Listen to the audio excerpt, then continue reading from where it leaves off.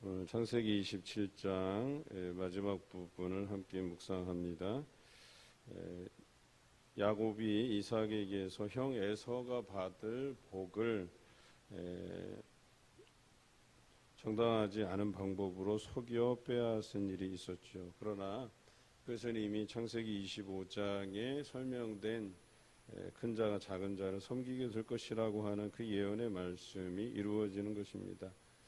특별히 이삭이 에서를 향한 것이었지만 그것을 야곱에게 하나님께서 돌리셔서 그로 하여금 장자의 축복을 받게 되었습니다. 그러나 에서가 뒤늦은 사냥과 또 별미를 만들어서 아버지께로 왔지만 이삭이 늦게나마 그가 진짜 에서임을 알고 심히 크게 떨며 그에게 줄 복에 대해서 이미 야곱에게 다 주었다고 그가 반드시 복을 받을 것이라고 33절에 이야기하죠. 에서는 때늦은 후회를 하고 울면서 아버지에게 자기에게도 그와 같은 복을 빌어달라고 이야기합니다. 그러나 아버지 이삭은 내 아우가 와서 내 복을 빼앗았다. 그러니까 에서에게 해야 될 그 모든 복을 다 야곱에게 주었다라고 이야기하죠. 그때에서야 에서가 야곱이 뒤꿈치를 잡았다 이런 표현이잖아요. 이 표현이 말 그대로 정당하게 자기 것을 자기가 취하는 게 아니라 남의 것을 빼앗는다 뭐 이런 표현으로 우리가 해석할 수 있겠죠. 그래서 두 번 자기를 속였다고 하소연합니다. 첫 번째는 장자의 명분을 빼앗은 사건이었죠. 그리고 이번에는 그 복도 남김없이 자신이 빼앗아갔다라고 이야기하죠. 그러나 이삭은 에서에게 원론적인 이야기만 해요. 모든 것을 야곱을 위해서 복을 빌었다 이거예요. 그래서 이제 모든 형제가 그에게 종으로서 있어야 될 것이며 곡식과 포도주도 다 그에게 주었다라고 하는 것이죠. 그러나 에서는 나에게 그래도 남은 빌복이 남아있지 않겠습니까? 라고 하소연하지만 아버지 이삭은 그에게 39절 아주 냉정한 말을 합니다. 내 주소는 땅의 기름짐에서 멀고 내리는 하늘 이슬에서 멀 것이다 그랬어요. 기름짐에서 멀고 이슬에서 멀다. 그러니까 메마르고 황량하고 기름지지 못하는 그런 에서의 삶이 되겠고, 그래서 40절 너는 칼을 믿고 생활하겠고 결과적으로 내 아우를 섬길 것이며 그 매임을 벗을 때는 그 멍에를 내 목에서 떨쳐 버리리라 하였더라. 이렇게 이야기하고 있죠. 실제로 야곱과 에서를 비교해 보면 이 에서의 후예들이 에돔 족속이거든요. 이 에돔 족속은 그러니까 이렇게 속된 말로 하면 남의 밑에서 빌붙어서 생활하는 족속 뭐 이렇게 해석할 수도 있겠죠. 그리고 그 에돔 족속이 나중에는 이스라엘에 편입이 돼요. 그러니까 별 볼 일 없는 그런 민족이었기 때문에 나중에 그들의 살 길을 따라서 이제 자신의 족속의 미래가 없다 보니까 이스라엘에게로 들어가는데 조건이 이제 할례를 행하고 이스라엘의 민족으로 편입이 되죠. 대표적인 에돔 족속의 인물을 꼽으라고 하면 헤롯 가문이 에돔 족속이에요. 그러니까 좀 안타까운 족속이 되겠죠. 당대의 모압 또 암몬 그리고 뭐 여러 그래도 제국을 이루고 떵떵거리면서 나름의 위치를 가지고 민족들이 성장해 가는데 그 열강들 속에서 끼어서 겨우겨우 그것도 그들이 거하는 거주 지역이 지금의 이스라엘 남부 동남부 쪽이니까 굉장히 황량한 땅이라고 할 수 있겠죠. 그러니까 미래가 없는 비전이 없는 그런 민족으로 살 수밖에 없었다라고 하는 것입니다. 이제 야곱에게 축복한 그 축복으로 말미암아서 에서가 야곱을 미워하게 되었다라고 41절에 기록하죠. 그리고 내 아우 야곱을 죽이리라 이렇게 이야기합니다. 그리고 나서 이것을 리브가가 알게 되고 야곱을 불러내서 에서가 너를 죽여서 그 한을 풀려고 하니까 피신하라는 건데요. 43절 말씀이 좀 중요합니다. 내 아들아 내 말을 따라 이렇게 돼 있어요. 여기에 그 어느 것도 하나님께서 너에게 명하셨으니까 이런 표현이 없고 내 아들아 내 말을 따라 이렇게 기록되어 있어요. 그러니까 하나님께 묻지 않았어요. 묻는 장면이 나오지도 않고 그저 이 리브가는 당장 급하게 생겼으니까 내 말을 따라서 너 피신해 가라. 그래 내 오라버니 인 라반의 집으로 피신해라. 형의 노가 풀리기까지 몇 날 동안. 그러니까 이 리브가가 생각한 것은 비에 있는 동안에 몇 날이 지나면 이 문제가 해결될 것이라고 판단한 거예요.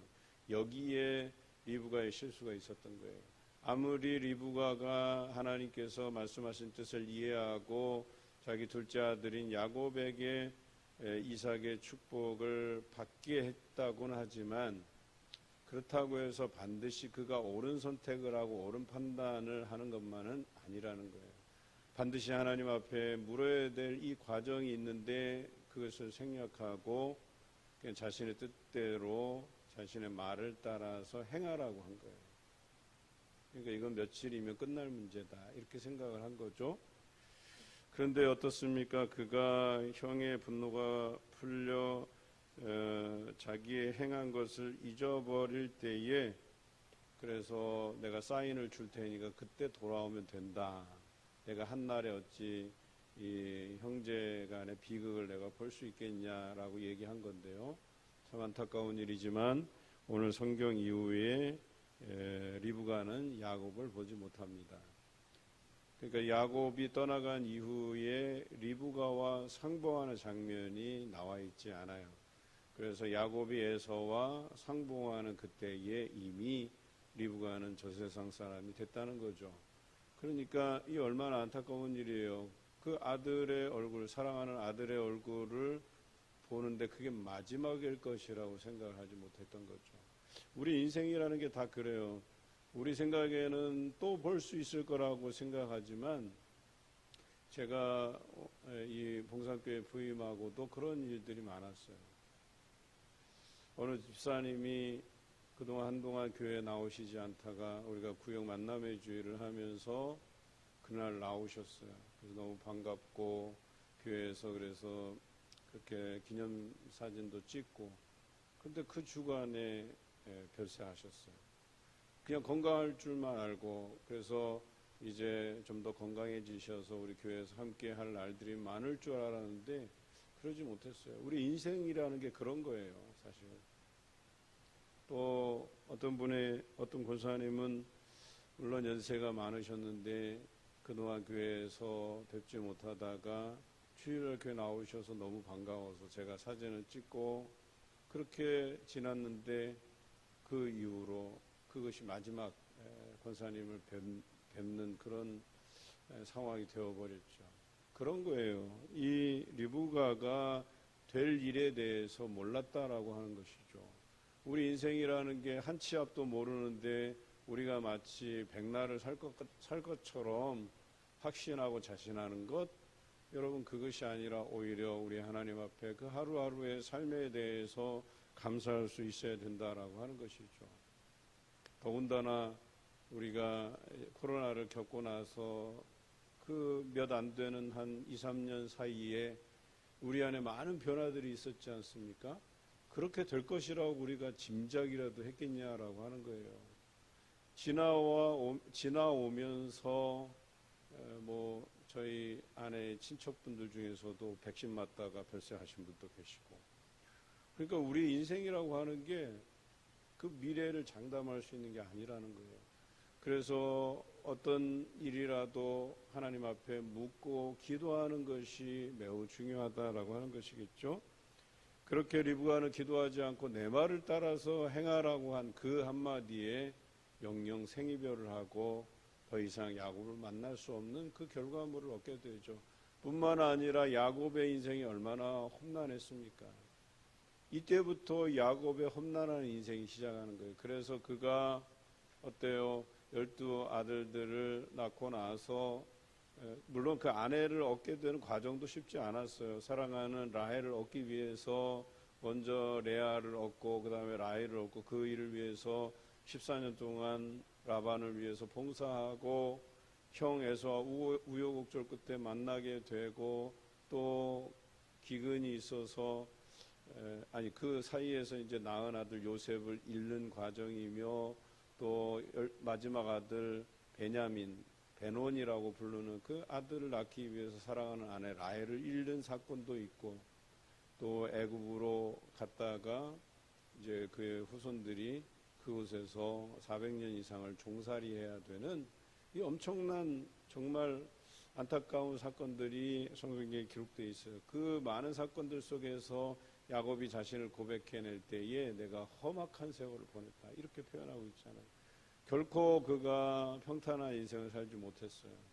물론 하나님께서 야곱에게 주신 복이 있고 그 12아들들의 후손들을 큰 민족을 이루고 약속의 땅 가나안으로 인도해가는 그 과정이 있었지만 그 과정 역시도 험난한 과정이었다라고 하는 거예요. 우리가 한번 고민해 볼 필요가 있죠. 그 말 한마디, 하나님께 묻지도 않고 내 말을 따라라고 한 이 결과물들이 물론 결과론적으로는 하나님께서 인도해 가시지만 그 어리석은 중에도 불쌍히 여기시고 그에게 은혜 주시고 복 주시기를 원하시는 하나님이 그 갈 길을 인도해 가시지만 우리는 사서 고생한다는 말이 있잖아요. 그 고생하지 않아도 하나님께서 평탄한 길로 형통한 길로 인도해 가실 텐데 굳이 자기 말을 따라 행한 그 결과물이 이렇다는 거예요. 다윗이 사울을 피해서 도망 다닐 때에 그일라 사람들이 어려움에 처하게 돼요. 그래서 블레셋 사람들에게 공격을 받을 때 다윗 일행들에게 구해달라고 했죠.